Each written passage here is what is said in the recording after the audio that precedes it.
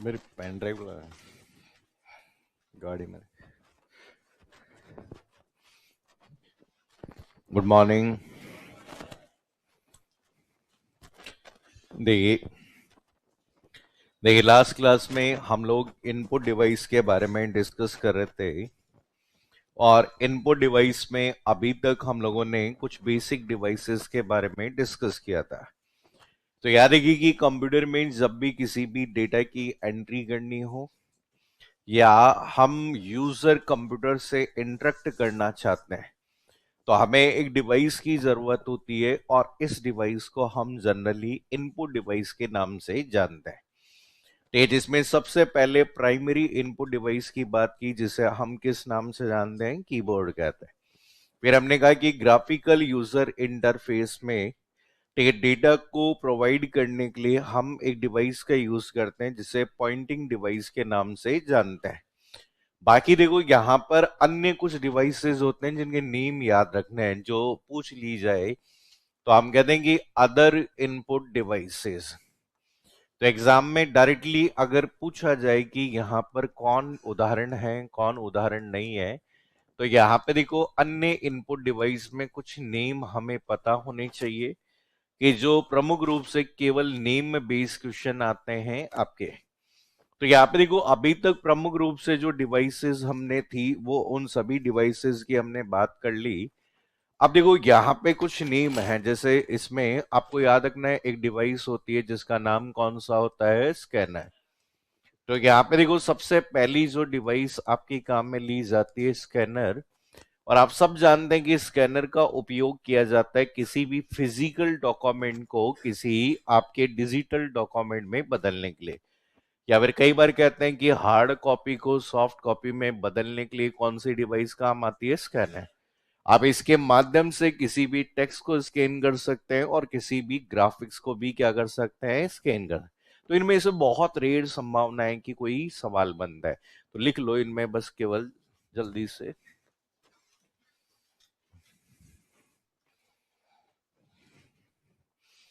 एक जना पूछा 2000 सीट आई है, तैयारी करनी चाहिए क्या? ये 2000 तो बहुत है।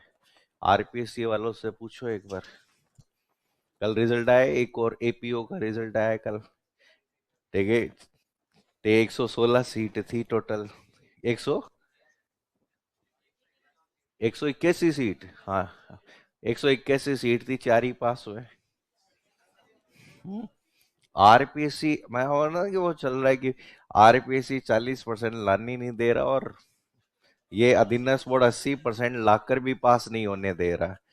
ठीक है, तो ये दोनों ही चीजें हैं। अब देखो क्या है, देखो मैं कह रहा हूँ ना कि 2000 सीटें बहुत है, ज्यादा है वैसे इस बार। ठीक है, क्योंकि आपके लिए फायदे, देखो जिनको तैयारी करनी है वो 2000 में भी पास हो जाएगा, और जिनको नहीं पास होना होगा वो 20 में भी नहीं होगा। पिछली बार आई थी ना 10,000, हुए क्या? नहीं हुए, सीटें खाली रहेगी। जितने पास होने होते हैं उतने ही पास होते हैं, और इनको जितने पास करने उतने ही पास करेंगे ये। अगर इनको लगता है ना कि साहब 1000 ही पास करने हैं, तो 1000 ही करेंगे। फिर पेपर ऐसा बना देंगे कि उसमें केवल कितने जने पास होंगे? 1000। तो एक्चुअल सब कुछ डिपेंड करता है कि बोर्ड पर, कि गवर्नमेंट क्या चाहती है, कि गवर्नमेंट कितने पद। गवर्नमेंट चाहे तो 20,000 निकाल ले और 100 ही पोस्ट ना भरे। ठीक है, अभी बहुत सारे एग्जाम्स है, जैसे आरपीसी के तो सारे एग्जाम ऐसे हैं अभी। आप देख रहे हो, पॉलिटिकल साइंस का 326 पोस्ट आई, 6 पोस्ट भरी, 320 पोस्ट क्या रह गई? खाली। इवन ये नहीं कि इतनी सीटों में खाली है। कई कई तो ऐसे एग्जाम है जिनमें 5 सीट आई, पांचों खाली है। ठीक है, जैसे आप ये जो कोच वोच के जो एग्जाम हुए सब खाली हैं। ठीक है, तो आपको, और इन सब में सबसे बड़ा रीजन, ये पेपर को ज्यादा कठिन हमेशा किसको बना रहे हैं? जीके को।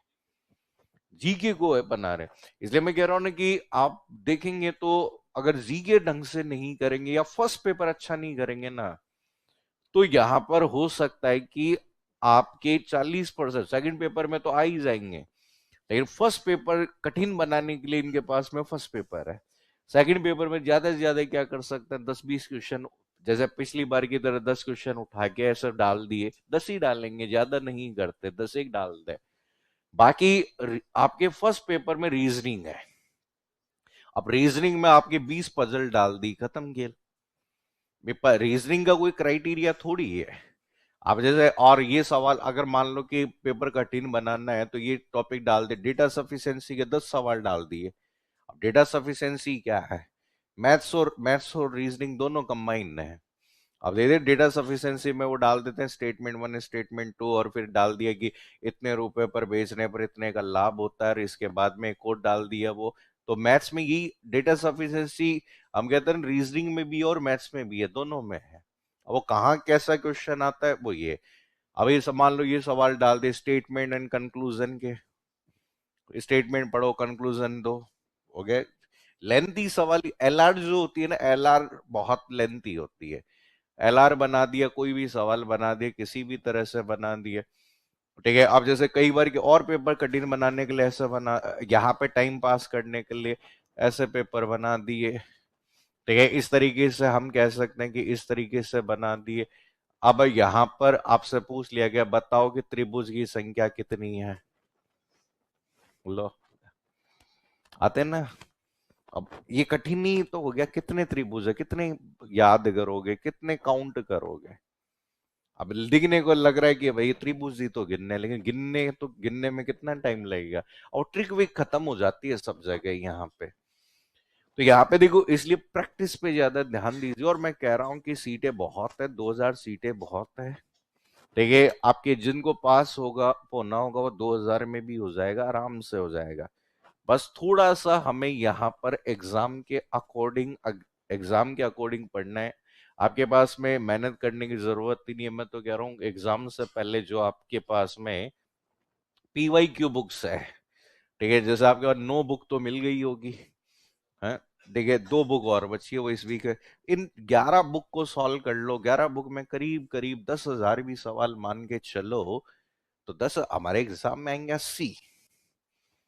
भाई 80 सवाल जो है वो आपके आएंगे, क्योंकि 80 बाकी के 10 सवाल तो रीजनिंग मैथ्स, बाकी अगर बात करें ये पेडागोजी वगैरह जो आते हैं वो है। तो आप मान के चले कि भाई 80 में से हमने 50 भी कर दिए ना दूसरे पेपर में, तो हम आगे निकल गए बहुत से। फर्स्ट पेपर में स्कोर करो, 70 लाओ, 80 लाओ, देखिए। तो यहाँ पे और पेपर इजी अगर आया तो फिर वही कहानी, 80% लाकर भी नहीं पता। अब मान लो कि सेकंड पेपर RSCIT जैसा बना दिया, कई बार होता है ना ऐसा पेपर सिंपल सिंपल बना दिया। अब फंडामेंटल क्वेश्चन आ गए, रैम का पूरा नाम क्या है, रोम का पूरा नाम क्या है, कीबोर्ड कैसे डिवाइस। आइए का पेपर देखना आप 2013 वाला, आइए 2013 वाला पेपर देखना, इतना सिंपल सिंपल सवाल थे, एक लाइन से ज्यादा कोई सवाल ही नहीं था। तो इसलिए हमें क्या करना है, टारगेट करके भाई हमें इस तरीके के सवाल करना है, प्रैक्टिस करनी है। जितनी प्रैक्टिस कर सकते हो उतनी प्रैक्टिस करिए इन। और आपको हो सकता है टाइम भी मिल जाए, ठीक है। हमें लग रहा है कि एग्जाम अगस्त में है, मुझे तो नहीं लग रहा अगस्त में है, ठीक है। बाकी एग्जाम डेट दे रखी है, इसलिए हमें अगस्त के हिसाब से तैयारी करनी है, क्योंकि बहुत कम संभावनाएं हैं कि एग्जाम कब होगा, अगस्त में। अब आप देख लो ना, लैब असिस्टेंट का एग्जाम 2 फरवरी को था, लैब का एग्जाम कब था, 2 फरवरी को, ठीक है। 6 मार्च को एग्जाम था किसका, किसका, एग्रीकल्चर सुपरवाइजर का। कल स्टेटमेंट आ गया आलोक राज जी का। ये दोनों एग्जाम हम कब करवाएंगे, अप्रैल में। तो जो एग्जाम अगर बात करें अभी होने थे, वो एग्जाम कहाँ जा रहे हैं, आगे। और जब जुलाई में तो आलोक राज जी कहेंगे हम तो जा रहे हैं, अब जो आएगा वो करवाएगा। कार्यकाल खत्म हो रहा है ना आलोक राज जी का, तो जुलाई में 31 जुलाई को कार्यकाल खत्म उनका। अब फिर वो कहेंगे हम क्यों करवाएं, आगे करवा लेगा कोई आएगा वो। बाकी तो देखो हो भी जाए, हम तो उसी एग्जाम की डेट के हिसाब से तैयारी करेंगे, ठीक है। हो जाए तो ठीक है, नहीं हो तो क्या है, बाद में और रिवीजन करेंगे, प्रैक्टिस करेंगे, ठीक है। समय बहुत है, अभी भी बहुत समय है, इसलिए बढ़िया से तैयारी करिए। कोशिश ये करिए कि पूरी तरीके से हमारा जुलाई तक सब कुछ निपट जाए, रिवीजन हो जाए, 3 बार रिवीजन हो जाए, 3 बार, कम से कम 3 बार, 3 बार आपके MCQ बुकलेट हो जाए।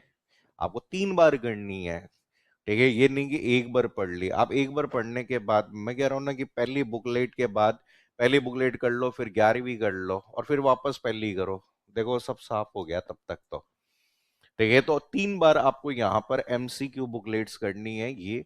और ये PYQ है, सब एग्जाम में आया हुआ है क्वेश्चन है। तो ये आपके ऐसा कोई भी क्वेश्चन नहीं है जो एग्जाम में नहीं आया हुआ। बाकी 2025 में क्वेश्चंस आएंगे वो आपके टेस्ट में मिल जाएंगे, टॉपिक टेस्ट में मिल जाएंगे, मॉक पेपर में मिल जाएंगे, लेकिन प्रैक्टिस नहीं छोड़नी है। मैं तो कहता हूँ डेली की आदत बनाओ, 50 सवाल पेपर 1 और 50 सवाल पेपर 2, डेली के 100 क्वेश्चन करो। ऐसा डेली करते चलिए, डेली। और अभी टाइम में, और मैं कह रहा हूँ बहुत ज्यादा नहीं पढ़ना, ठीक है। मैं यही कहता हूं कि अभी टारगेट ये करो कि 2 घंटे थ्योरी पढ़ लो, 1 घंटे क्या कर लो, सवाल। 3 घंटे पढ़ लो, अभी सिर्फ 3 घंटे घर जाके पढ़ो। अगले महीने से फिर बढ़ा लो, हर महीने 1-1 घंटे बढ़ाओ। अभी 3 घंटे पढ़ो, दिसंबर में, जनवरी में 4 घंटे पढ़ो, फिर अप्रैल में, यहाँ पे फरवरी में 5 घंटे पढ़ो, फिर मार्च में 6 घंटे पढ़ो, ठीक है, फिर अप्रैल में 7 घंटे पढ़ो। क्योंकि आपकी क्लास खत्म होती जाएगी ना, तो आप सोचो कि इधर घंटे कम होंगे तो उधर बढ़ेंगे। अब उल्टा होता है उधर। अब होता है क्या है कि जब जितना लेट आता है ना स्टूडेंट, तो इधर घंटे बढ़ते हैं और उधर खत्म होते जाते हैं, ठीक है। इधर जैसे आप मान लो कोई मार्च में आया कोचिंग करने, तो अभी अभी तुम्हारी 6 घंटे क्लास चलती है, तो जो मार्च में आएगा उसकी आते ही क्लास कितने घंटे होगी, 8। अप्रैल में 9 घंटे, फिर उसके बाद में हम और बढ़ा देंगे, मई में 10 घंटे, फिर जून में 11 घंटे, जुलाई में 12 घंटे। अब उसके बाद में क्या बचा उसके पास, कुछ नहीं बचा। यही होता है, पिछली बार यही तो हुआ था। अधिकतर बच्चे आए थे मार्च में, और उनका एग्जाम कब हो गया था, जून में। जून में 20 जून को एग्जाम था, लेकिन नॉन इनकी डेली क्लास चलती थी कितने घंटे, 13 घंटे। अब हम भी क्या करें, कोर्स करवाना है। अब पहले आने का यही फायदा होता है, अभी पहले आया हो तो आराम से एग्जाम से 3 महीने पहले कोर्स पूरा हो गया, ठीक है। तो इसलिए बढ़िया इस टाइम का यूटिलाइज। और मैं हमेशा एक चीज हमेशा कहता हूं कि कभी भी किसी भी चीज की तैयारी, आप कहते हैं ना, मैं हमेशा ये कहता हूं कि युद्ध की तैयारी हमेशा शांति काल में होती है। कभी भी युद्ध की तैयारी घोषणा होने के बाद नहीं होती है।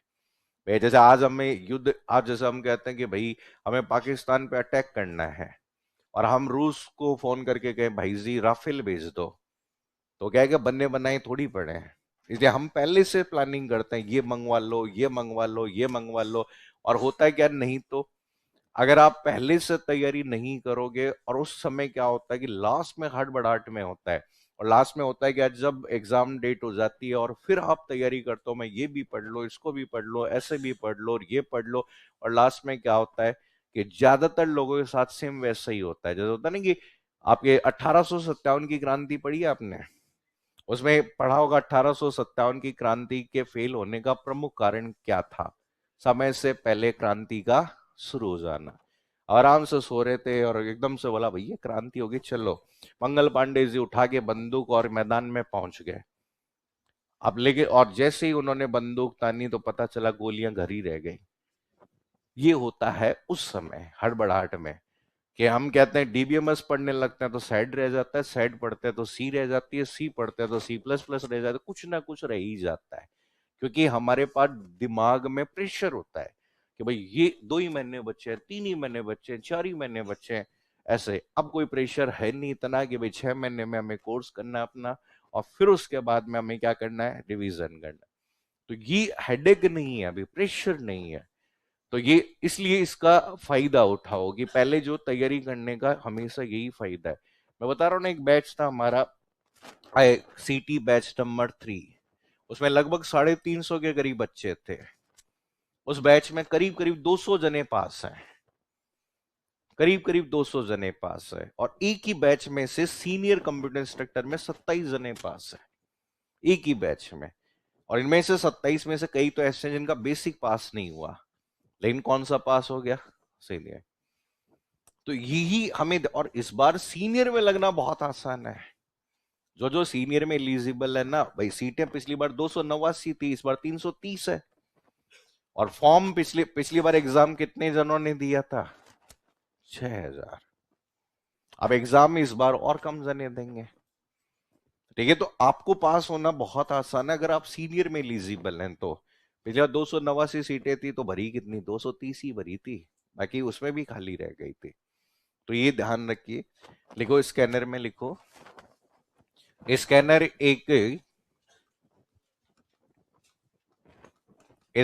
एक इनपुट डिवाइस है, इनपुट डिवाइस है जिसका उपयोग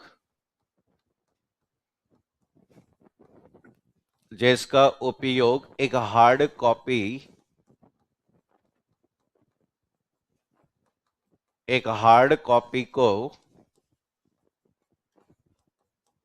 एक हार्ड कॉपी को सॉफ्ट कॉपी में एक हार्ड कॉपी को सॉफ्ट कॉपी में बदलने हेतु किया जाता है, सॉफ्ट कॉपी में बदलने हेतु किया जाता है। नेक्स्ट पॉइंट लिखिए, स्कैनर स्कैनर टेक्स्ट तथा स्कैनर टेक्स्ट तथा चित्र टेक्स्ट तथा चित्र दोनों को टेक्स्ट तथा चित्र दोनों को स्कैन कर सकता है, टेक्स्ट तथा चित्र दोनों को स्कैन कर सकता है।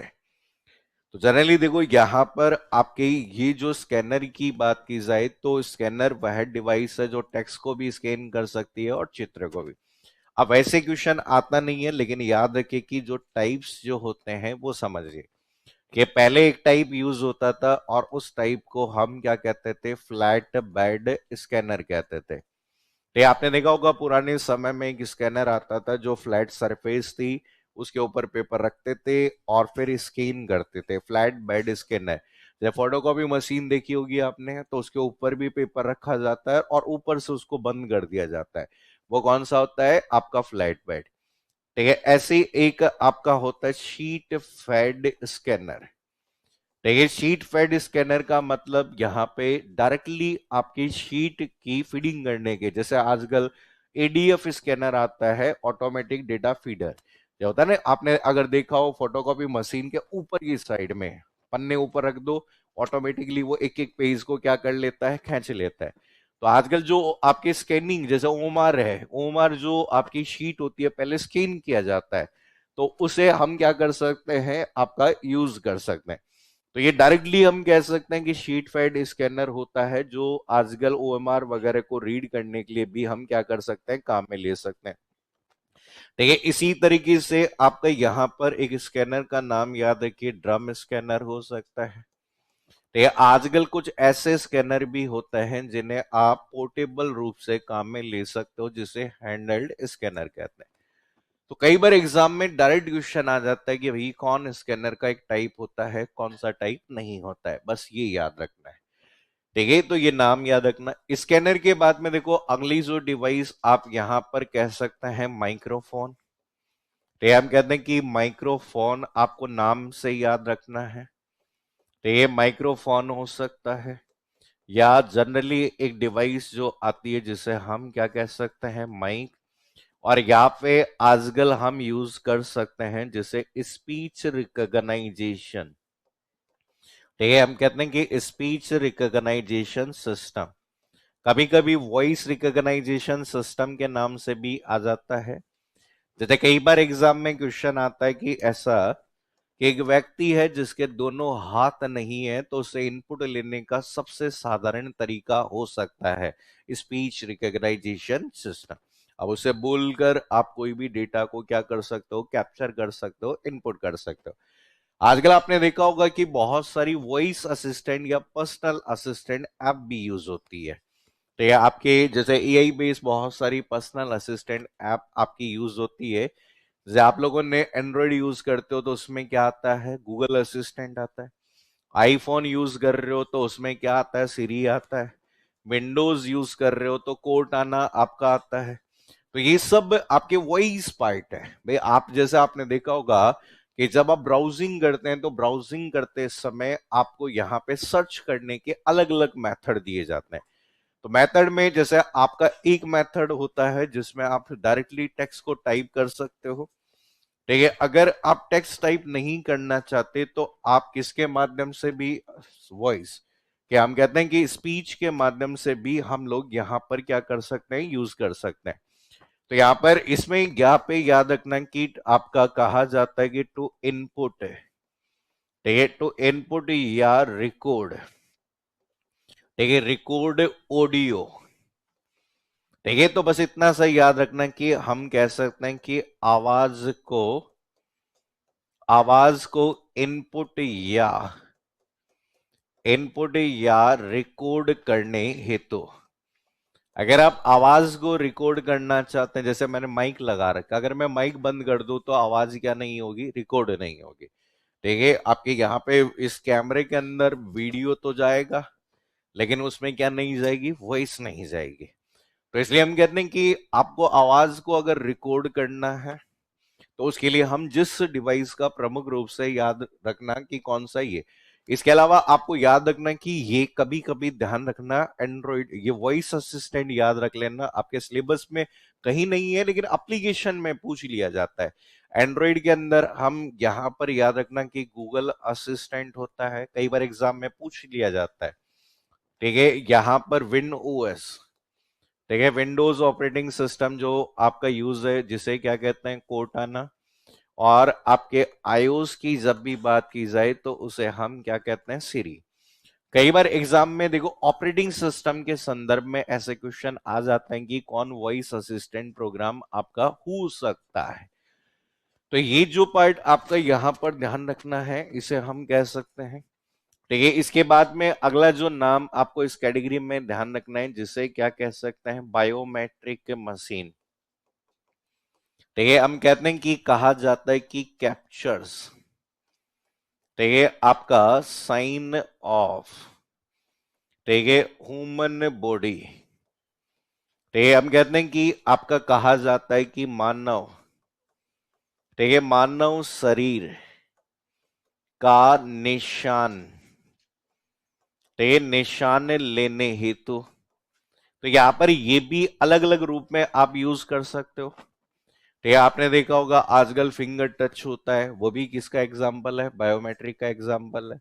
फेस रिकॉग्नाइजेशन होता है, वो भी किसका एग्जाम्पल है, बायोमेट्रिक का ही एग्जाम्पल हो सकता है, ठीक है। रेटिना स्कैनिंग होता है, वो भी किसका एग्जाम्पल है, बायोमेट्रिक। सब बायोमेट्रिक के ही पार्ट होते हैं। तो इनके डायरेक्ट क्वेश्चन नहीं आते हैं, केवल और केवल आपसे डायरेक्ट एग्जाम्पल में आते हैं कि कौन एग्जाम्पल है कौन नहीं है, ठीक है। यहां पर इसके बाद में देखो, आपने नाम सुना था, किसका नाम सुना था, डिजिटल कैमरा, ठीक है। डिजिटल कैमरा जो होता है, ठीक है, तो डिजिटल कैमरा की जब भी बात करेंगे तो हम कहते हैं कि कैप्चर्स, ठीक है, कैप्चर्स पिक्चर, ठीक है, पिक्चर एंड आपका क्या हो सकता है, वीडियो, ठीक है। वीडियो को कैप्चर करने के लिए या फिर यूज कर सकते हैं। डिजिटल कैमरा की तरह ही एक और पार्ट होता है जिसका नाम क्या होता है, वेब कैमरा। तो वेब कैमरा और डिजिटल कैमरा ये जो पार्ट आता है, ये यूज किया जाता है रियल टाइम वीडियो, ठीक है, वीडियो कैप्चर। वास्तविक समय के आधार पर वीडियो को कैप्चर करना है तो किसका यूज करोगे, वेब कैमरा। जैसे वीडियो कॉन्फ्रेंसिंग में किसकी जरूरत होती है, वेब कैमरा। तो एग्जामिनर देखो डायरेक्टली क्वेश्चन आप लोगों से पूछ लेता है कि कौन सा भाग होता है और कौन सा नहीं होता है। ये लिख लो जल्दी से।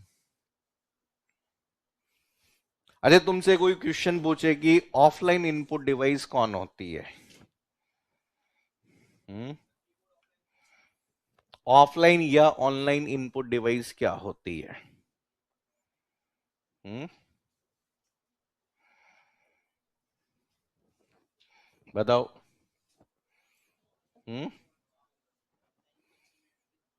अच्छा। हम्म और कुछ।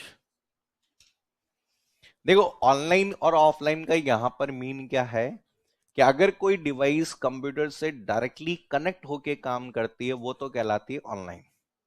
ठीक है, जिसे कंप्यूटर से कनेक्ट करने की रिक्वायरमेंट होती है, बिना कनेक्ट किए कंप्यूटर उसे उबे, जैसे आप कीबोर्ड खरीद लाए, क्या कीबोर्ड से टाइपिंग कर सकते हो बिना कंप्यूटर से जुड़े? वायरलेस जोड़ना नहीं पड़ता, कनेक्ट तो करना पड़ता है।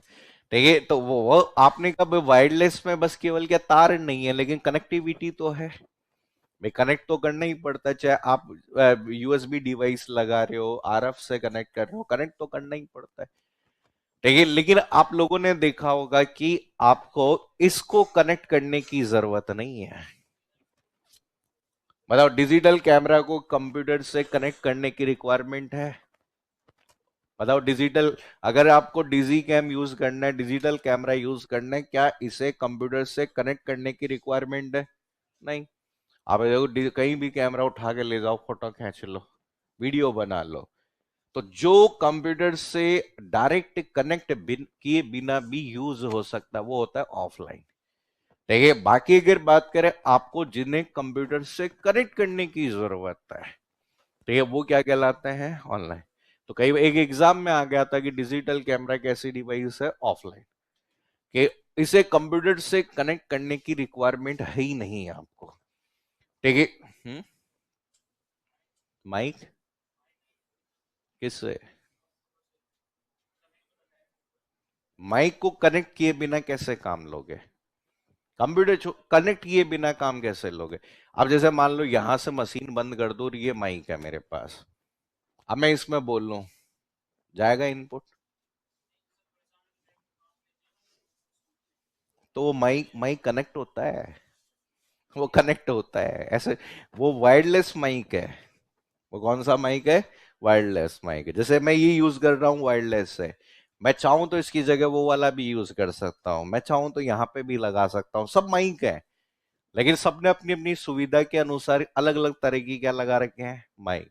लेकिन वो कनेक्ट करने की जरूरत है, स्पीकर से कनेक्ट नहीं है, सब एम्पलीफाइड से कनेक्टेड है।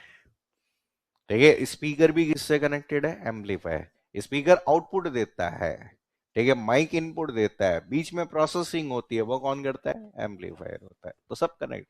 ठीक है, डिजिटल कैमरा देखो कहीं भी कनेक्ट नहीं है। डिजिटल कैमरा को कहीं भी कनेक्ट करने की जरूरत नहीं है, आप सीधा कैमरा उठाओ और जाके फोटो खींचने लग जाओ, वीडियो बनाने लग जाओ, ठीक है, तो वो डायरेक्टली यूज कर सकते हैं। हम्म बोल रहे हो कुछ? हम्म एक ही होता है, वॉइस बोल दो या स्पीच बोल दो, एक ही मतलब है। चलिए, अब इसके बाद में देखो, अगला जो आपकी लास्ट कैटेगरी आपकी आती है जिसे कहते हैं डायरेक्ट डेटा। ठीक है, direct data entry input device. देखिए, अगली जो डिवाइस आपकी यहां पर यूज की जाती है उसे हम डायरेक्टली जिस नाम से जानते हैं वो कहलाती है direct data entry input device कहते हैं। ठीक है, direct data entry input device कह सकते हैं या source data entry input device भी कह सकते हैं। तो यहां पे हम कहते हैं कि मान लीजिए आपके ये जो डिवाइस होती है जिसे आपके सोर्स डेटा भी कह सकते हैं, डायरेक्ट डेटा की जगह सोर्स डेटा भी कह सकते हैं। मीन्स हम कहते हैं कि इनपुट, अब हम सीधे इनपुट करना चाह रहे हैं कि भाई, मैं कहता हूं मैं टाइप नहीं करना चाह रहा, मैं कह रहा हूं कि भाई यहां पर टाइप करता हूं तो टाइपिंग करने में समय क्या लग रहा है? ज्यादा। तो मैं कह रहा हूं कोई ऐसे फॉर्मेट में इंफॉर्मेशन अवेलेबल हो और उस इंफॉर्मेशन को मैं डायरेक्टली कंप्यूटर में एक ऐसे फॉर्मेट में लेके आ जाऊं जिसमें मैं प्रोसेसिंग कर सकूं, पे उसे स्टोरेज कर सको और उसे यूज कर सको। तो ऐसी बहुत सारी डिवाइसेस होती है जहां पर हमें डायरेक्टली डेटा को इनपुट करने के लिए काम मिल गया है। तो ज्यादातर हम ऐसे स्थान पर यूज करते हैं जहां मास मास डेटा या बल्क डेटा हमें क्या करना होता है? प्रोसेस करना होता है। और इस कैटेगरी में देखो अलग अलग तरह की डिवाइसेस आपकी काम में ली जाती है। तो हम कहते हैं कि यूजर को यहां पर टाइप नहीं करना पड़ता, यहां पे सीधा इनपुट कर सकते हैं। जैसे सिंपली कि भाई आज अगर आप कहीं भी गए, जैसे किसी जगह पे गए, मॉल पे गए, ठीक है, जैसे मान लीजिए आपने कोई एक जगह पे गए, जैसे डी मार्ट जैसी जगह पे गए और वहां पे आपने बहुत सारा सामान खरीद लिया। अब जब बहुत सारा सामान खरीद लिया तो उनकी बिलिंग करवाएंगे, और बिलिंग करवाएंगे तो आपको उस जगह पर एक डिवाइस की जरूरत आपको होगी। तो अब अगर मान लो कि बिलिंग की कहानी पे अगर वो अगर मैनुअली करे, कितनी भी स्पीड से करे, समय ज्यादा लगेगा या कम लगेगा? अगर डी मार्ट वगैरह में तो लोग सामान ऐसे खरीदते हैं जैसे फ्री में मिल रहा हो है। ऐसा बड़ला ट्रॉली बढ़लाते हैं पूरी की पूरी। अब अगर एक एक जने की मैनुअली एंट्री की जाए तो समय क्या लगेगा? ज्यादा। ठीक है, आपने देखा होगा। और वैसी जगह पे सरकारी आदमी लगा दिए जाए, जैसे रेलवे स्टेशन पे लगे होते हैं, नाम बताओ, एस ए, ऐसे करते हैं ना पुराने वाले आदमी, आज भी जो लगा दिए गए हैं, जिनको बेचारों को जबरदस्ती लगा दिया गया। ठीक है, जिनको कंप्यूटर नहीं आता था फिर भी लगा दिया गया, तो वो एंट्री ऐसी ही तो करते हैं कि अब ऐसे करोगे तो शाम तक ही कस्टमर जाएगा। तो यहां पर हम कहते हैं कि एक डिवाइस है और उस डिवाइस को जिस नाम से जाना गया है उस डिवाइस को क्या कहा गया है? बीसीआर। और बीसीआर का पूरा नाम क्या होता है? ठीक है, बार कोड रीडर। तो हम कहते हैं कि आपकी जो भी इंफॉर्मेशन होती है वो इंफॉर्मेशन, ठीक है, एक बार कोड में क्या कर दी जाती है? स्टोर की जाती है। क्या आप कह रहे हैं कि बारकोड में स्टोर की गई इंफॉर्मेशन को रीड किया जाता है, और ज्यादातर ये शॉपिंग मॉल्स होते हैं, तो ये जहां पे ट्रांजेक्शन्स आपके यहाँ पे लेन देन होता है उस जगह पर कौन सी डिवाइस काम आती है? बीसीआर। और कई बार हिंदी में तो अजीबोगरीब सवाल आता है। हिंदी में ऐसा आता है कि निम्न में से किस युक्ति का उपयोग किसी पृष्ठ पर अंकित दंडवत रेखाओं में संग्रहित सूचनाओं को पढ़ने वाली किया जाता है? दंडवत मतलब सीधी रेखा। तो याद रखना कि यह बीसीआर बार कोड। तो आजकल आपने देखा होगा कि हर जगह इंफॉर्मेशन को इनपुट करने के लिए जनरली एक प्रकार की बीसीआर डिवाइस का यूज होता है। तो आपने देखा होगा कि आजकल जहां पे भी आपकी जैसे ओमार होती है, ओमार में भी साइड में देखा होगा एक बार कोड लगा होता है। ठीक है, ऐसे आपके जैसे बोर्ड के एग्जाम्स होते हैं वहां पे क्या होता है? रोल नंबर वाला पार्ट हटा दिया जाता है और उसकी जगह क्या लगा दिया जाता है? बार कोड लगा दिया जाता है। तो इसमें एक पॉइंट लिख लो बस केवल, BCR, bar code reader. Bar code reader.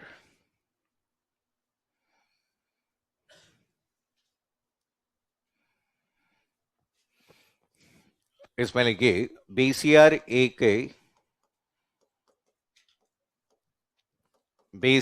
एक इनपुट डिवाइस है,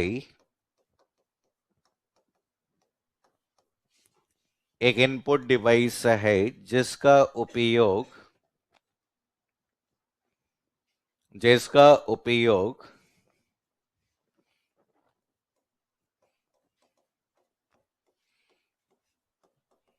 जिसका उपयोग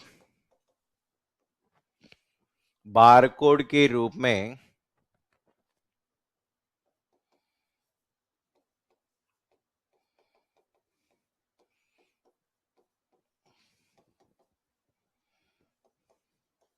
बारकोड के रूप में संग्रहित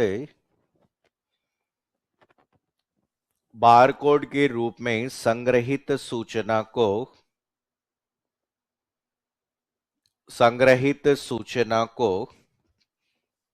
कैप्चर संग्रहित सूचना को कैप्चर तथा डिजिटल फॉर्मेट में डिजिटल फॉर्मेट में डिजिटल फॉर्मेट में अनुवादित करने हेतु किया जाता है। अनुवादित करने हेतु किया जाता है। तो यार ये ज्यादातर कहां पर आपको मिलेगा? ये रिटेल स्टोर्स पे, या फिर हम कहते हैं लॉजिस्टिक्स जो होते हैं वहां पर इस तरीके की डिवाइस का प्रमुख रूप से यूज होता है।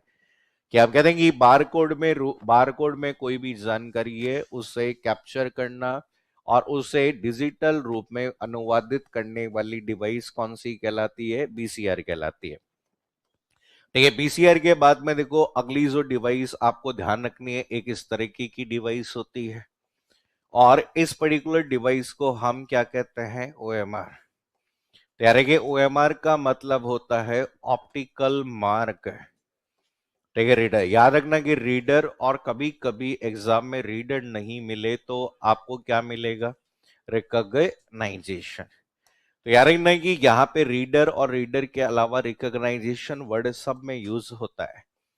तो आप सबको पता है कि ऑफलाइन एग्जाम्स होते हैं, उन ऑफलाइन एग्जाम्स में आप किसी शीट पर निशान बनाकर आते हैं। तो ये जो निशान है उस निशान को पढ़ने, ठीक है, जो भी निशान आपके द्वारा अंकित किया गया उसे पढ़ने और उसे जांच करने वाली जो डिवाइस होती है वो डिवाइस कौन सी कहलाती है, वो देखो याद रखिए, ये जितनी भी डिवाइसेस आपको दिखाई दे रही है, तो ये जितनी भी डिवाइसेस आपको दिखाई देगी अभी हम जो भी पढ़ेंगे वो सब स्कैनिंग डिवाइस है।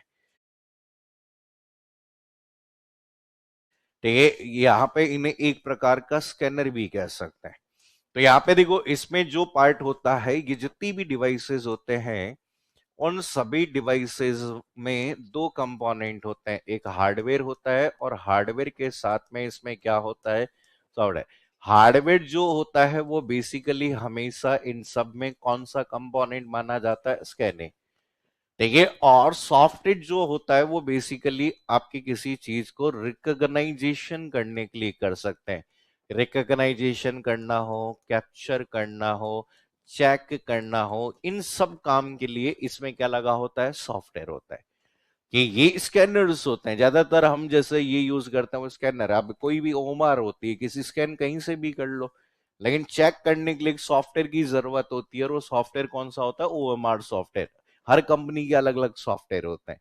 तो वैसे ही अगर बात करें यहां पर, इन सब में फेजेस होते हैं कि भाई पहले आप लोग स्कैन करोगे और उस स्कैन करने के बाद उस इंफॉर्मेशन को फिर आगे क्या किया जाता है, प्रोसेस किया जाता है। इसलिए हम कहते हैं कि ये जितनी भी डिवाइसेस होती है, ये सभी डिवाइसेस डीएसपी पर बेस होती है। डीएसपी का मतलब होता है डिजिटल सिग्नलिंग प्रोसेसिंग। ठीक है, डिजिटल सिग्नल प्रोसेसिंग पर क्या होती है, आधारित होती है। तो याद रखना कि आपके किसी भी आपके पेज पर अंकित निशान, ठीक है, पेज पर अंकित निशान को पढ़ने और किसी भी परीक्षार्थी की मल्टीपल चॉइस आंसर शीट को जांचने के लिए कौन सी डिवाइस होती है, ओएमआर। पहले ये बैलेट जो होते थे उन्हें चेक करने के लिए भी किसका यूज कर सकते हैं, ओएमआर। होता है ना कि जो निशान बना के आता है, अंगूठे का निशान बना दिया और ये है, उनको चेक करना है, उनके लिए भी किसका यूज हो सकता है, ओएमआर का होता है। तो लिखिए, ओएमआर का उपयोग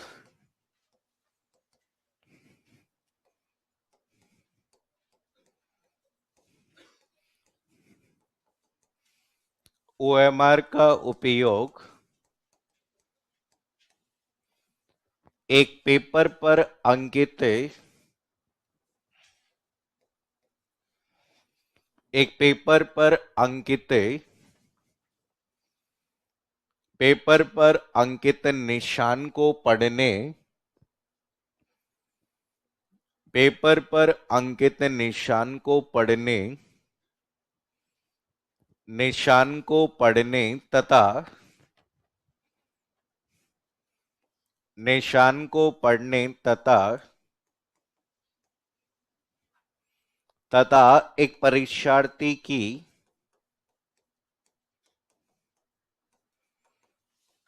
एक परीक्षार्थी की, एक परीक्षार्थी की बहुविकल्पीय, मल्टीपल चॉइस, एक परीक्षार्थी की बहुविकल्पीय, बहुचयनात्मक भी बोलते हैं हिंदी में, उत्तर पुस्तिका को जांचने हेतु किया जाता है। देखिए, मल्टीपल चॉइस आंसर शीट, तो मेनली एग्जाम में क्वेश्चन ये आता है कि मल्टीपल चॉइस आंसर शीट को जांचने के लिए किसका यूज किया जाता है, ये। ठीक है, बाकी अगर बात करें ये आपके और भी जगह यूज हो सकते हैं, जैसे कोई सर्वे के फॉर्म्स होते हैं जो ना टिक लगे हुए हैं जिनमें, कि कोई सर्वे का फॉर्म है उसे भी चेक करने के लिए यूज हो सकते हैं।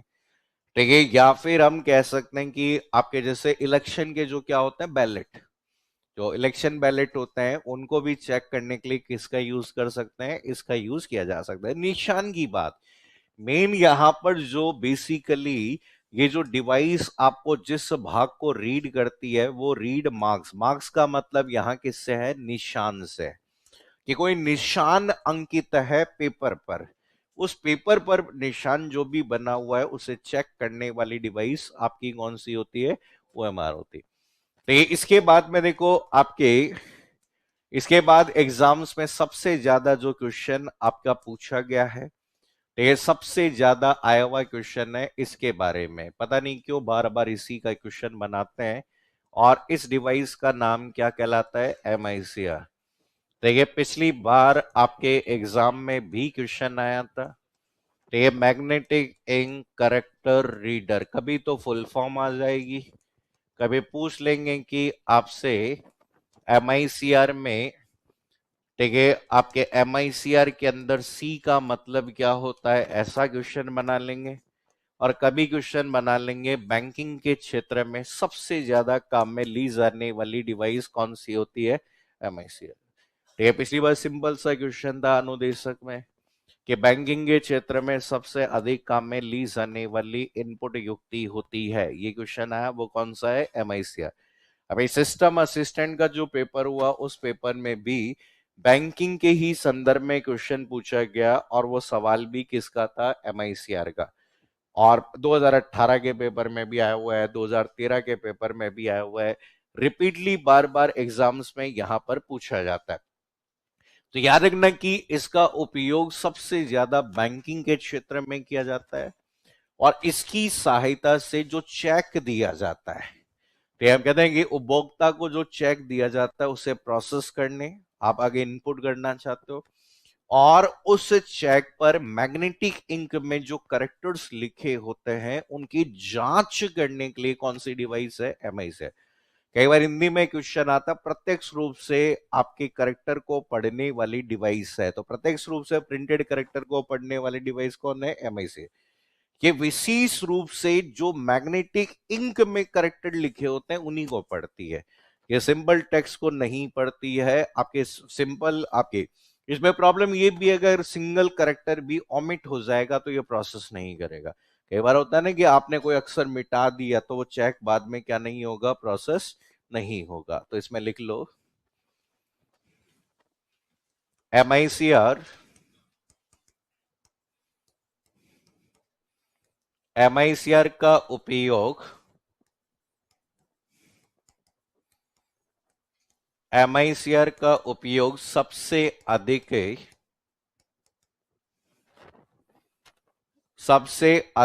बैंकिंग में,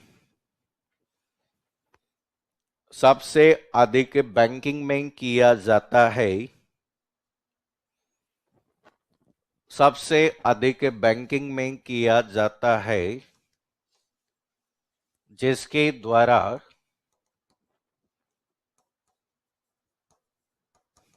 जिसके द्वारा एक चेक को, एक चेक को प्रोसेस से, एक चेक को प्रोसेस तथा, एक चेक को प्रोसेस तथा जांचा जाता है। देखिए इसके अलावा भी हम कह सकते हैं कि आपके चेक के अलावा चेक, ठीक है, अदर, ठीक है, हम कहते हैं कि फिनेंशियल, ठीक है, हम कहते हैं कि कोई अन्य जो फिनेंशियल डॉक्यूमेंट्स होते हैं, ठीक है, फिनेंशियल डॉक्यूमेंट्स होते हैं उन्हें चेक करने के लिए भी किसका यूज किया जा सकता है, एमआईसीआर।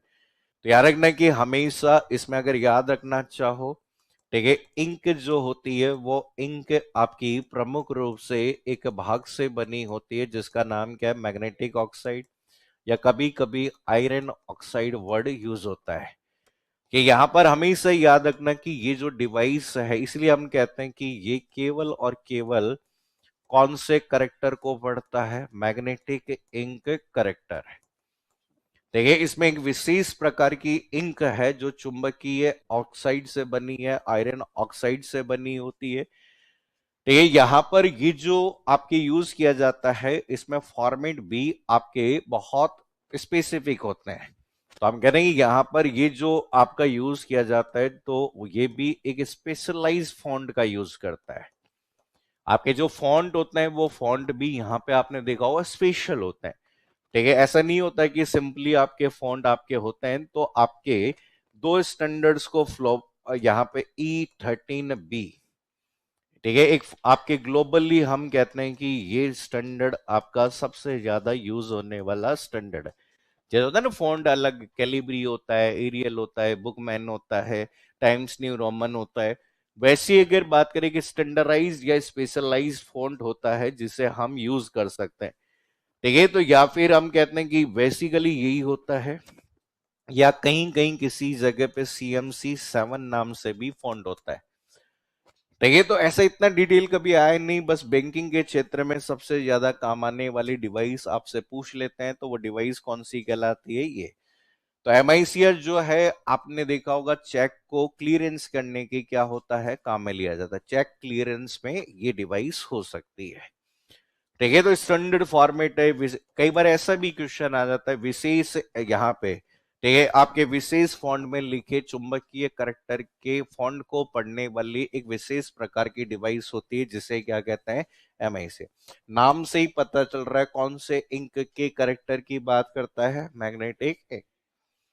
ठीक है, इसके बाद में देखो अगली जो डिवाइस आपको यहाँ पे ध्यान रखनी है, नेक्स्ट जो डिवाइस आती है इस तरीके से। ठीक है, अगली जो डिवाइस आपकी इस तरीके से होती है, और इस पर्टिकुलर डिवाइस को जिस नाम से जानते हैं वो कौन सी होती है, OCR। ठीक है, OCR का मतलब क्या होता है, ऑप्टिकल करेक्टर रीडर। ठीक है, OCR जो पार्ट आपका होता है, जो आजकल, ठीक है, एक ऐसा भाग है जो आपको, ये इस बेसिकली एक टेक्नोलॉजी है। OCR की कहानी, ये MICR, ये सब टेक्नोलॉजी है। जैसे OCR को भी रिप्लेस कर दिया गया आज जब से AI आया है, उसके बाद में ICR आ गया है। ICR का मतलब क्या कहलाता है, इंटेलिजेंट करेक्टर। ठीक है, इंटेलिजेंट करेक्टर रिकॉग्नाइजेशन। ठीक है, इंटेलिजेंट करेक्टर रिकॉग्नाइजेशन भी है। तो यहां पे हम कहते हैं कि OCR क्या है। ठीक है, OCR वह पार्ट है जो आपको कैपेबिलिटी प्रोवाइड करता है कि आपके हस्तलिखित रूप में कुछ भी लिखा हुआ हो या प्रिंटेड रूप में कुछ भी लिखा हो, उसे ऐसे फॉर्मेट में बदल देना जिसे कंप्यूटर क्या कर सके, एडिट। आज अगर हम गुरुजी ने कह दे कि भाई 10 पन्नों का पेपर टाइप करके लाओ, आपको एक पेपर दे दिया गया और कहा गया कि पेपर को टाइप करके लाओ, आपको टाइपिंग नहीं आती। अब टाइपिंग नहीं आती तो टाइप करवाने जाओ, लेकिन अब टाइप करवाने की जरूरत ही नहीं है। अब उसकी फोटो खींचो, और फोटो खींचकर उसे क्या कर लो, OCR के माध्यम से क्या कर लो, चेंज कर लो। गूगल लेंस का नाम सुना होगा आपने। भाई गूगल लेंस क्या कर रहा है आज, ठीक है, एक एक करेक्टर को क्या कर रहा है, रिकॉग्नाइज कर रहा है। आपको टाइप करने की जरूरत ही नहीं है, क्या लिखा हुआ हो आपका, आपका जो हैंड राइटिंग अगर आपकी सही है तो फोटो खींचो, उसे टाइप किए हुए फॉर्मेट में बदल देता है। भाई OCR का काम क्या है, OCR ये करता है, आपने लिखा ऐसे, राइटिंग आपकी ऐसी है, OCR क्या करता है, ये करता है। देखिए, आपका टाइप किया हुआ आ गया। आपको अगर बात करें टाइपिंग की, समस्या खत्म।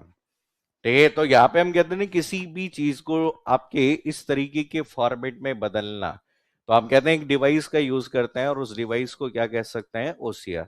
अब ज्यादातर टाइपिस्ट आजकल ये OCR ही काम लेते हैं। ठीक है, OCR में AI इंटीग्रेट कर दिया तो वो क्या हो गया, ICR। आज ये सब ऐप यूज कर रहे हो ना, चैट जीपीटी, गूगल जेमिनी, ये सब क्या करते हैं, फोटो खींचो, टेक्स्ट में बदल दो। टाइप करना ही नहीं है, किसी भी चीज की फोटो खींचो और उसको किस में चेंज कर दो, टेक्स्ट में। जैसे होता नहीं, जैसे आपने देखा होगा कि मान लीजिए आपके पास में कोई भी आपकी इमेज, जैसे समझो कि जैसे मान लीजिए आपके पास में ऐसा है कि कोई एग्जाम्पल के तौर पे, जैसे हम कोई भी फाइल ले लेते हैं, जैसे मान लीजिए आपके पास में ये कोई भी टेक्स्ट है। ठीक है, टेक्स्ट फाइल है, कोई भी टेक्स्ट फाइल है, जैसे इमेज फॉर्मेट में ले लेते हैं। जैसे मान लीजिए आपको किसी ने कहा कि ये कोड लिखा हुआ है, ये कोड ऐसे कुछ भी लिखा हुआ है, बोले कि इस कोड को आपको टाइप करके लाना है। जैसे मान लो कि ये लिखा हुआ है अब आपके पास में यहां पर टाइप करना है इसको, तो आपने कहा कि भैया टाइप तो नहीं कर पाओगे, तो यहाँ पे हम कहते हैं डाउनलोड में जाके इसको सेव कर लो। अब बोला टाइम नहीं है सर, तो नहीं है तो क्या करो, यहां जाओ, ये क्या है गूगल लेंस, यहां से इमेज को क्या करो अपलोड करो। ठीक है, आपने डाउनलोड में कोई भी इमेज जो है ऐसे किया, अभी इसमें से आपने ये कहा सेलेक्ट कर लो, ये लिखा गया ना सेलेक्ट, ये सेलेक्ट हो गया, कॉपी कर लो। फिर आप अगर बात करें कोई भी एप्लीकेशन जो आपके पास में अवेलेबल है, जैसे मान लीजिए मैं अभी सिंपली नोटपैड की बात कर रहा हूँ, नोटपैड में कंट्रोल प्लस क्या कर दो वी, आ गया ये टेक्स्ट, फॉर्मेटिंग कर लो इसकी। ठीक है, आप अगर एज इट इज वहां जैसे करोगे, आप इसके जो भी टेक्स्ट लिखा हुआ तो वो पूरा आ गया, तो आपको टाइपिंग करने की जरूरत ही नहीं है। अब पहले टाइपिंग करनी पड़ती थी, अब टाइप करना ही नहीं है। आपका हिंदी में लिखा हुआ है तो वो भी चेंज हो जाएगा। ठीक है, अगर आपका हिंदी में लिखा हुआ है वो भी चेंज हो जाएगा, अगर आपके हस्तलिखित रूप में लिखा हुआ है वो भी क्या हो जाएगा चेंज। आपके जैसे कॉपी में लिखा हुआ उसकी आपको लग रहा है कि मेरी राइटिंग ठीक है, मुझे टाइप वाले नोट्स चाहिए, तो उसको स्कैन करो और फोटो को क्या कर दो अपलोड कर दो, ये सब में हो रहा है। ठीक है, आजकल हम इंटेलिजेंसी के साथ में आ गया, तो आईसीआर बोल दिया उसको, पहले ओसीआर था। ठीक है, पहले स्कैनर के माध्यम से स्कैन करते थे और फिर उसके बाद उसको क्या करते थे कन्वर्ट करते थे। तो लिख लो इसमें ओसीआर में, ओसीआर का उपयोग, ओसीआर का उपयोग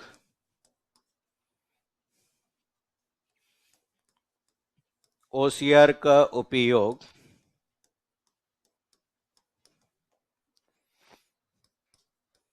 एक पेज पर अंकित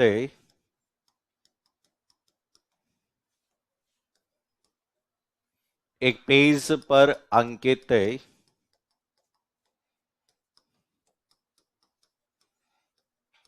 अंकित हस्तलिखित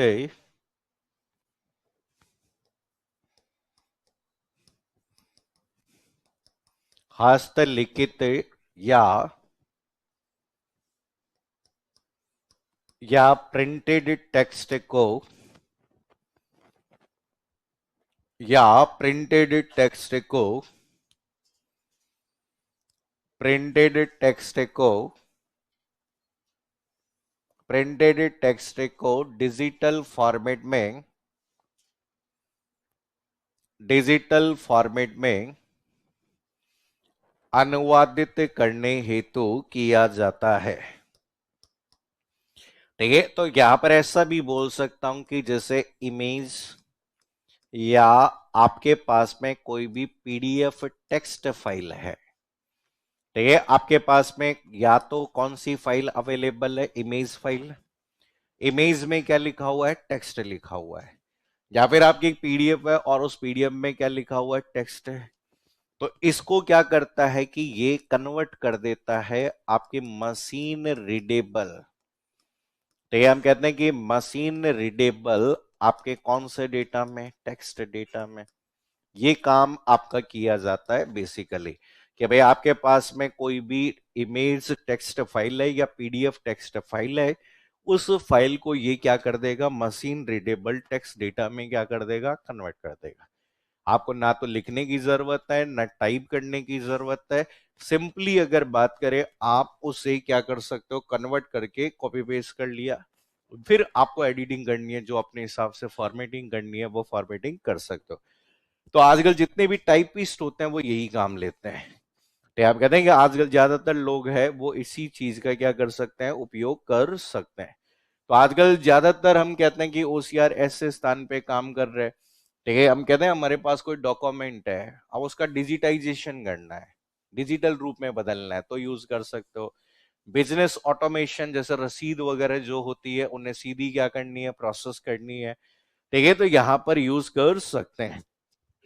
इसके बाद में देखो ये तो मेन डिवाइसेस है। ठीक है, लास्ट में एक पॉइंट आपको याद रखना है जो आपके एग्जाम में अभी पूछ लिया गया था।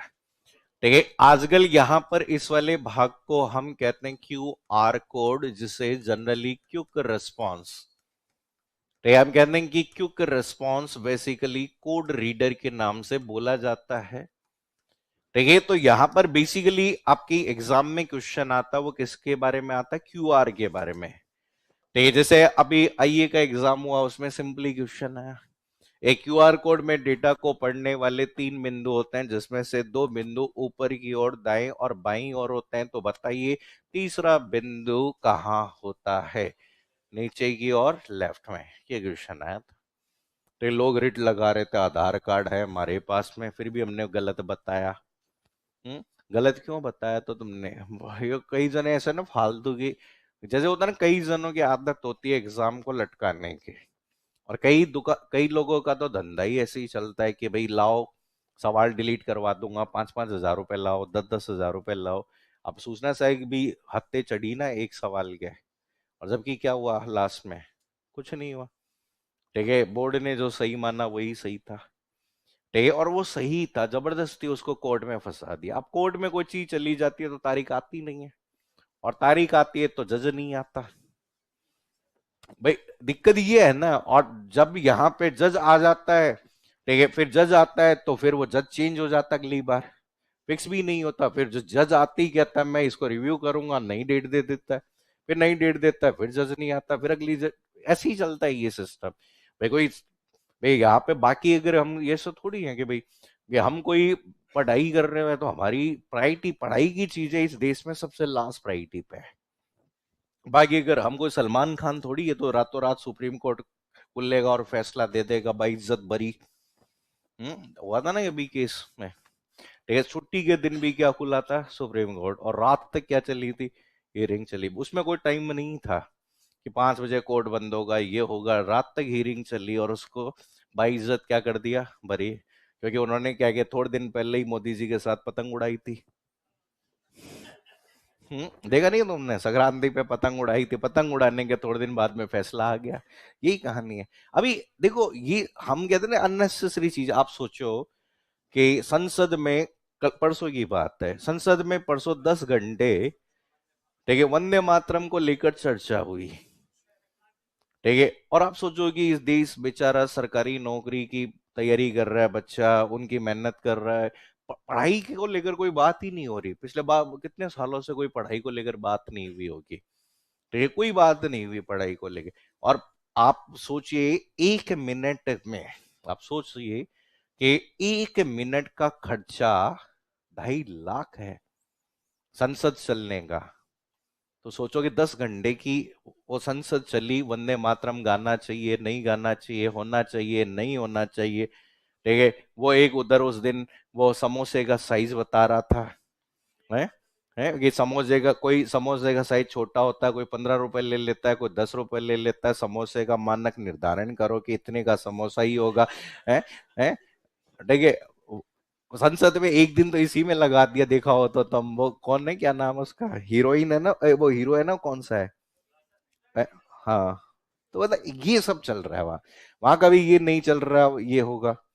ठीक है, ये सिस्टम पता नहीं क्या चल रहा है। जैसे अभी पता नहीं, जैसे वो नहीं, जो शिक्षा मंत्री जी पता नहीं कहाँ गायब हो गए, है लापता। पोस्टर लगाती है उनके कि शिक्षा मंत्री, सही में लापता है वो, अभी पता नहीं है? बीच में ये चल रहा था कि शिक्षा मंत्री जी को क्या करेंगे, हटाएंगे। अभी अभी आने वाला था ना मंत्रिमंडल का गठन, फिर ये राजेंद्र राठौर जी के यहाँ पे शादी थी, उसकी वजह से क्या कर दिया गया, आगे पोस्टपोन कर दिया गया, भाई बाद में आप कर लेना। आप समझिए कि मतलब स्थिति ऐसी खराब है।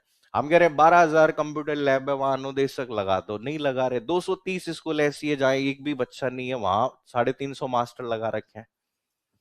मतलब दो, आज भी अखबार में है ना, 230 ऐसे स्कूल है जिसमें एक भी टीचर नहीं है, एक टीचर नहीं, एक भी स्टूडेंट नहीं है। और उन 230 स्कूलों के लिए 330 मास्टर लगा रखे हैं। स्कूल बंद कर दो, उनको क्या मतलब है? ठीक है, और कई स्कूल, हजारों स्कूल ऐसी है जहां पर पढ़ाने वाला केवल कितना जना है? एक जना, वहां लगा दो। अब वही है कि और कई सरकारी स्कूल है तो ऐसे कागजों में चल रही है, बिल्डिंग ही नहीं है उनकी। कई स्कूल ऐसी है जो कागजों में चल रही है, बिल्डिंग ही नहीं है वहां पे। तो यहाँ पर ऐसी स्थिति है कि अब देखो, अगर सुविधा दी जाए ना तो सरकारी स्कूल में एडमिशन भी हो।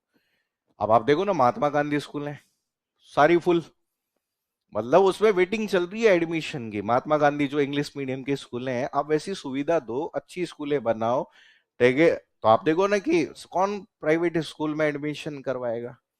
आज प्राइवेट स्कूल, मैं तो कह रहा हूँ प्राइवेट स्कूल में इतनी लूट है ना, और जनता को समझ में ही नहीं आता। मैं ये कहता हूं कि सबसे अच्छे टीचर, पढ़े लिखे टीचर सरकारी स्कूलों में होते हैं भाई। लाखों की भीड़ में से जो सेलेक्ट होके गया है वो टैलेंटेड तो है, ठीक है, और हम लाखों की फीस दे रहे हैं, लाखों की फीस हम दे रहे हैं उन लोगों के लिए, ठीक है। अब बड़ी बड़ी स्कूल हैं ये, ठीक है, modern school, Nizamuddin school, saint Xavier's, और लाखों की फीस दे रहे हैं। नर्सरी की फीस है 1.5 2 2 लाख रुपए, तो ठीक है, और फिर एडमिशन कराने के 4 4 लाख रुपए डोनेशन और दो इनमें, और उनको पढ़ाने कौन आती है? 8 10 हजार रुपए लिपस्टिक लगा के आने वाली मैडम है। प्राइवेट स्कूल में कौन आता है? ऐसे ही आते हैं, वो सिंपली भैया कोई नहीं है, ले आजा, घर में मन नहीं लग रहा, ले पढ़ा है वहां है। अब देखो ना, ये जयश्री पेरीवाल, 700 करोड़ प्रॉफिट है, नेट प्रॉफिट साल का। वो एक स्कूल है टी टोलर, एडमिशन ही नहीं होता उसमें, एडमिशन ही नहीं होता उसमें। एक ही, सिर्फ एक ही कंडीशन पे एडमिशन होता है, अगर आपकी मुख्यमंत्री की सिफारिश हो, ठीक है। उसके अलावा कोई हमने बीच में एक बार ट्राई किया, हमारा दोस्त है डिप्टी कमिश्नर है, उसके लिए बोले कि यार हमने खचरीवाजी जो थे ना पहले, है ना, तो बोले कि भाई मेरे उसके पोते का नहीं हो रहा, तुम्हारा कहां से करा दो। ये स्थिति है। हम्म। तो स्कूल ऐसा, डोनेशन कितना? 8 लाख, 10 लाख। और स्कूल, ये स्कूलें थोड़ी है 5 स्टार होटल है ये सब, ये स्कूलें थोड़ी है 5 स्टार होटल है इनके इनका, देखिए, मतलब 5वीं तक के स्कूल भी देखोगे तो इतनी फीस है, फिर इंटरनेशनल बोर्ड की फीस तो और है। इंटरनेशनल, मैं कहता हूं ना, पढ़ाई तो जो देखो, पढ़ने वाला तो सरकारी स्कूल में भी पढ़ लेता है, और इन स्कूलों में कौन सा पढ़ाते हैं? इन स्कूलों में क्या है? हम तुम्हें एक्स्ट्रा करिकुलर एक्टिविटी कराएंगे, ये एक्टिविटी कराएंगे, आर्ट्स कराएंगे, हम तुम्हें घुमाने ले जाएंगे, तुम यहाँ करोगे, पढ़ाओगे कब? स्कूल के बाद ट्यूशन लगवा लेना। जितनी भी प्राइवेट स्कूल के बच्चे हैं सब स्कूल के बाद क्या जाते हैं? और ट्यूशन पहले वो जाता था जो कमजोर होता था। हमारे जो होता है, हमारे टाइम पे कोई शाम को बैग लेके जा रहा है, कमजोर, ऐसे करते थे हम, है स्कूल। भाई वो जो गणित की ट्यूशन जा, गणित कमजोर है तेरी, ठीक है। और आजकल क्या ट्रेंड है, तीसरी क्लास से बच्चा, पहली क्लास से ही बच्चा ट्यूशन जा रहा है, ठीक है। बेचारा शाम को 2 बजे स्कूल से आया नहीं, बैग रखा नहीं, और ट्यूशन जा रहा है। 3 बजे से लेकर 8 बजे तक ट्यूशन ही ट्यूशन चल रही है। एक मास्टर जाता नहीं, दूसरा आके बैठ जाता है। ये सच्चाई है। आप जयपुर, मैं बता रहा हूँ ना कि मैं जब इंजीनियरिंग में था तो मैं मेरे खर्चे निकालने के लिए ट्यूशन पढ़ाने जाता था। तीसरी क्लास का छोरा था निर्जा मोदी का, उसके परसेंटेज थे 99.99, ठीक है, वो .1 वाले के लिए पढ़ रहा था, है? है? अब क्यों पढ़ रहा था भगवान जाने है? और हम भी अगर बात करें, बढ़िया है कि हमें किसी ने बताया कि भी पढ़ाना है तो मैं पढ़ा देंगे। 6 हजार रुपए महीने के मिलते थे, 1 घंटे जाके पढ़ाना नहीं होता था, जाके बात करके आनी होती थी उससे। वो क्या, कर ले यार होमवर्क कर ले, ये सर मैं ये अपने आप ही कर लूंगा, आप तो रहने ही दो, मैं कर ले तो। है, है। मतलब 6 हजार रुपए महीने के मिल रहे हैं, क्या बुरे हैं, खर्चा इतना ही था उस समय, ठीक है। बढ़िया शाम की चाय मिल जाती थी, कभी कभी कुछ स्पेशल मिलता था तो खाने को भी मिल जाता था। स्टूडेंट लाइफ यही थी। आजकल हम कहते हैं ना कि आजकल फीस में, ट्यूशन मतलब होम ट्यूशन में लोग बहुत 10 10 12 12 हजार रुपए खर्च कर रहे हैं कि बच्चा बाहर नहीं जाए, घर में कोई आके क्या कर दे, पढ़ा दे, ठीक है। तो ये कई होम ट्यूटर ने क्या कर रखा, अल्टरनेट डे जाते हैं, एक दिन इसके, एक दिन इसके, एक दिन इसके, एक दिन शाम को 3 घंटे पढ़ा लेंगे, 60 70 हजार रुपए कमा रहे हैं शाम के, शाम की। सुबह स्कूल में जाएंगे, 70 80 हजार रुपए वो पढ़ाएंगे, वो अलग, ठीक है। तो यहाँ पे ये ट्रेंड बन गया आजकल, ट्रेंड मतलब दिखावा, ठीक है। अखाड़ो छोरो 3 ट्यूशन जाए, माखाड़ो कालू 4 जासी, मतलब दिखाने के कहानी कि बेचारा पढ़ा लिखा है, अच्छा है। मैं कह रहा हूँ 12वीं, मतलब 10वीं तक तो मुझे लगता है कि किसी पे कोई बोझ नहीं डालना चाहिए। आजकल पहली क्लास दूसरी क्लास में ट्यूशन, और मैं कह रहा हूँ सरकारी स्कूल सबसे बेस्ट होती है, तो ये, और अगर मान लो कि अच्छा है कि अगर केवी में एडमिशन हो जाए तो बढ़िया है, भाई केवी में हम पढ़े हुए हैं 15 रुपए महीने में, 45 रुपए लगते थे 3 महीने के। ठीक है, और जो पढ़ाई वहां होती है वही पढ़ाई दूसरी जगह होती थी। ठीक है, आप देखो ना कि, और मेरी क्लास में 43 जने थे और मुझे याद नहीं है कि कोई भी ऐसा जना है जो आज किसी अच्छी जगह पे नहीं हो। कई तो आईएएस बन गए, कई आरएस बन गए, कोई कुछ है, सब बढ़िया बढ़िया जगह पे है। इवन ज्यादा ही नहीं तो एग्जाम्पल मेजर राजावर्धन सिंह राठौड़, ठीक है, भरतपुर केवी से पास आउट है। ठीक है, तो यहां पर हम कहते हैं नहीं कि केवी में सब जगह, केवी हो गया, नवोदय हो गया, ईएमआरएस हो गया, ये सब स्कूल है, अच्छी स्कूल है। और इनमें जो टीचर है वो हाईली क्वालिफाइड टीचर हैं। हम कहते हैं ना कि बढ़िया इनकी नॉलेज है और पढ़ने की कहानी। और सरकारी स्कूल में भी मास्टर, आज आप देखो सरकारी स्कूल के टीचर टैलेंटेड नहीं होते तो कोचिंगों में सरकारी मास्टर क्यों पढ़ा रहे होते? वो टैलेंटेड हैं भाई। फर्स्ट ग्रेड लेक्चरर, जितने भी फर्स्ट ग्रेड लेक्चरर हैं सब पढ़ा रहे हैं। ठीक है, वो स्कूल में पढ़ाएंगे तो रिजल्ट अच्छा ही जाएगा। और लेकिन स्थिति यह है कि आज के समय में गवर्नमेंट कॉलेजों में मास्टर नहीं है। अभी मैं रिसेंटली, मेरे मिलने वाले हैं, मेरे भाई साहब लगते हैं, वो सीकर सिक्योरिटी यूनिवर्सिटी में बेचारे की पोस्टिंग है। ठीक है, असिस्टेंट प्रोफेसर है। और इसलिए चांसलर, हमारे ताऊ जी चांसलर है सागर यूनिवर्सिटी के, तो उनके रेफरेंस से वहां की यूनिवर्सिटी के चांसलर ने, मेरे चांसलर साहब ने फोन करवाया कि कोई टीचर बताओ। हालत यह है, बीसीए चल रहा है पूरा, फर्स्ट सेकंड थर्ड, एमसीए चल रहा है दोनों। ठीक है, diploma in machine learning, diploma in AI, diploma in cyber security, diploma in deep learning, सब चल रहा है। और खास बात है कि इन सबको पढ़ाने के लिए कोई भी नहीं है, नॉट ए सिंगल टीचर, एक भी टीचर नहीं है। ठीक है, इनको कॉन्ट्रैक्ट पे भी नहीं मिल रहे, क्योंकि कॉन्ट्रैक्ट की गाइडलाइन क्या है इनकी, कॉलेज में पढ़ाने के लिए मिनिमम नेट क्वालिफाइड या पीएचडी होना चाहिए। अब कंप्यूटर साइंस में पीएचडी है क्या? बहुत कम है, गिने चुने मिलेंगे पीएचडी। तो इसलिए हम कहते हैं कि अब क्या पढ़ेंगे वो, कुछ नहीं पढ़ेंगे, 3 साल उनकी ऐसे ही हो जाएगी। ठीक है, आएगा टीचर, आएगा टीचर। और विद्या संबल योजना में इन्होंने लगा रखे हैं सब में, कोई गलती से कोई मिल जाता तो उसको लगा देते हैं, बाकी तो हालत ही है। जितनी भी आप सोचो, हायर एजुकेशन में कहाँ है? Rajasthan university computer science department नहीं है, फिजिक्स डिपार्टमेंट में चलता है वहां। आरयू के अंदर कंप्यूटर साइंस का जितना भी मामला है वो किस में चलता है? फिजिक्स डिपार्टमेंट में। कंप्यूटर साइंस का खुद का डिपार्टमेंट नहीं है, जबकि वहां एमसीए भी होता है, बीसीए भी होता है, और सारी सीटें फुल, एमसीए बीसीए की सारी सीटें। और यूनिवर्सिटी के अंडर में कितने कॉलेज हैं? महाराजा कॉलेज, महारानी कॉलेज, कानोडिया, कानोडिया तो ऑटोनोमस आ गया, कॉमर्स कॉलेज, पोदार कॉलेज, ये तो यही है ये। ठीक है, इनमें भी एक भी नहीं है, इनमें भी एक भी नहीं है। सोचो, सब गेस्ट लेक्चर पे काम चला रहे हैं। तो ये बहुत जरूरी, डिजिटल, हम कहते हैं ना कि कंप्यूटर की हालत खराब है। ऐसे इनको म्यूजिक का मास्टर चाहिए, ठीक है, म्यूजिक का मास्टर रख लेंगे, ये मास्टर रख लेंगे, लेकिन बीसीए एमसीए का कोई टीचर इनके पास में नहीं है आगे आने। इसलिए हम कहते हैं ना कि जो भी पोस्ट ग्रेजुएट है वो नेट क्वालिफाइड करके रखो। एमसीए कर रखा है नेट क्वालिफाइड, एमटेक कर रखा है नेट क्वालिफाइड। लेकिन नियर फ्यूचर में एपी की वैकेंसी जरूर आएगी। एक बार आई थी 2011 या 13 के आसपास, असिस्टेंट प्रोफेसर की वैकेंसी आई थी। ठीक है, उसके बाद में कोई वैकेंसी नहीं आई है। और असिस्टेंट प्रोफेसर में बहुत बढ़िया मजे आए असिस्टेंट प्रोफेसर में।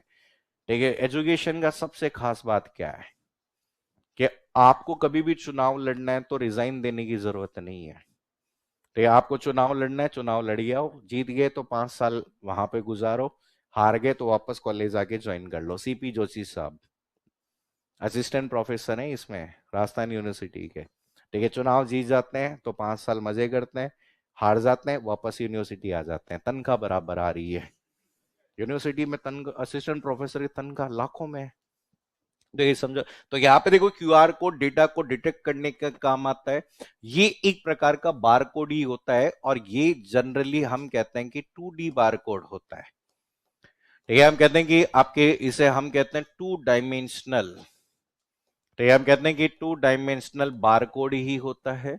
और जनरली यहां पर ये किसी भी इंफॉर्मेशन को स्टोर करता है जहां हमें डायरेक्टली लिंक करना है। जैसे आपको कॉन्टेक्ट नंबर लिंक करना है, एड्रेस लिंक करना है, लोकेशन लिंक करनी है, तो वो कौन सा होता है? QR code.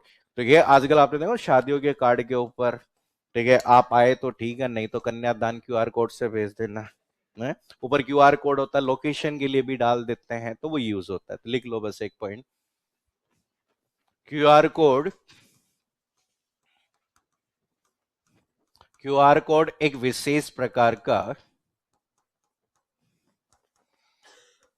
एक विशेष प्रकार का बारकोड होता है,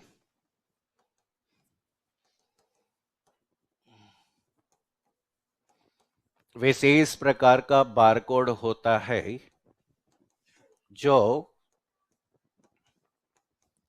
जो सफेद तथा काले, सफेद तथा काले वर्गों से, स्क्वायर, सफेद तथा काले वर्गों से बना होता है, सफेद तथा काले वर्गों से बना होता है।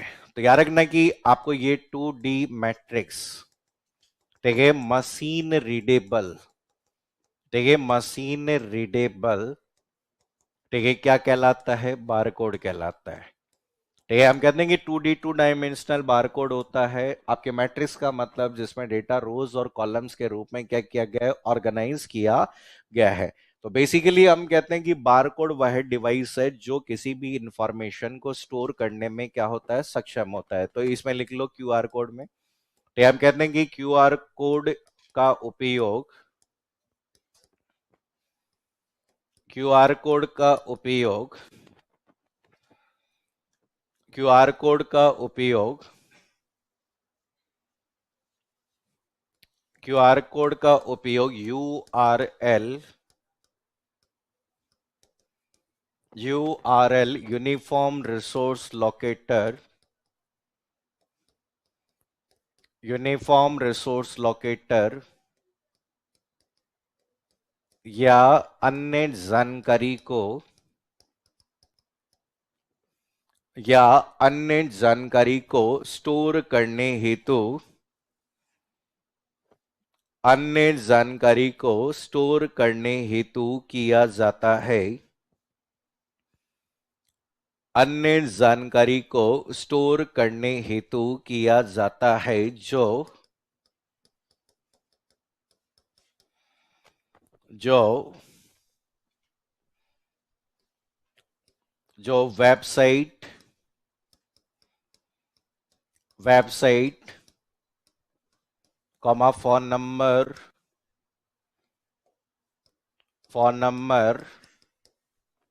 कॉमा ईमेल, कॉमा ईमेल आदि को लिंक करती है, आदि को लिंक करती है। तो याद रखना चाहो तो क्यूआर कोड की जब भी बात की जाए तो क्यूआर कोड को 1994 में इन्वेंट किया गया है, ठीक है, और उस व्यक्ति का नाम क्या है, डेंसो वेव।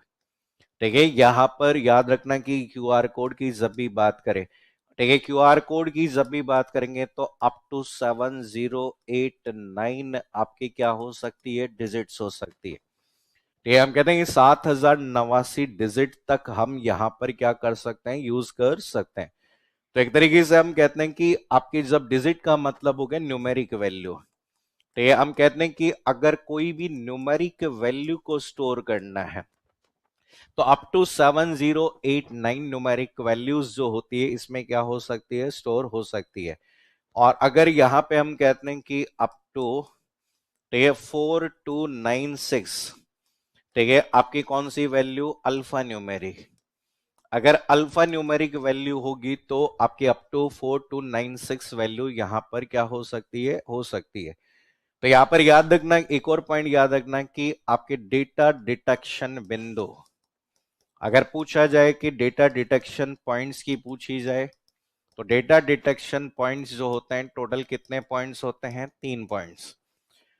ये डेटा को डिटेक्ट करने वाले टोटल आपके क्या होते हैं, 3 बिंदु होते हैं। तो यहां पे हम कहते हैं ना, इसको कहा जाता है कि ऐसा भी कह सकते हैं कि 3 लार्ज, ठीक है, 3 बड़े आपके क्या होते हैं, स्क्वायर होते हैं। ठीक है, तीन बड़े स्क्वायर होते हैं जिसमें दो स्क्वायर ऊपर की ओर दाएं और बाईं तरफ होते हैं। ठीक है, यहाँ पर, और तीसरा जो पार्ट आपका होता है वो कहां पर होता है, बॉटम लेफ्ट। ये क्वेश्चन आया था और ये लिखवाया भी था मैंने। ठीक है, पहले भी, जैसे एक होता है कहां पर, टॉप लेफ्ट। ठीक है, दूसरा जो होता है वो कौन सा होता है, टॉप राइट।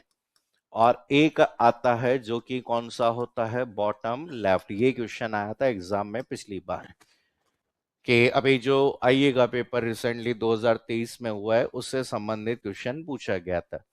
तो नॉर्मली ये पार्ट आपके होते हैं जो आपके स्कैनिंग, किसी भी स्कैनिंग डिवाइस से आप इसे स्कैन कर सकते हो। जैसे फोन है तो आप फोन से स्कैन करते हो, जब हम जाते हैं वहां पे दुकानदार से क्या मांगते हैं, क्या मांगते हैं, कई लोग कहते हैं स्कैनर देना है। स्कैनर तो फोन में होता है, क्यूआर कोड लेना होता है उससे। भाई स्कैनिंग डिवाइस किस में है, हमारे फोन में। हम किसको स्कैन करते हैं, क्यूआर कोड को स्कैन करने का काम करता है।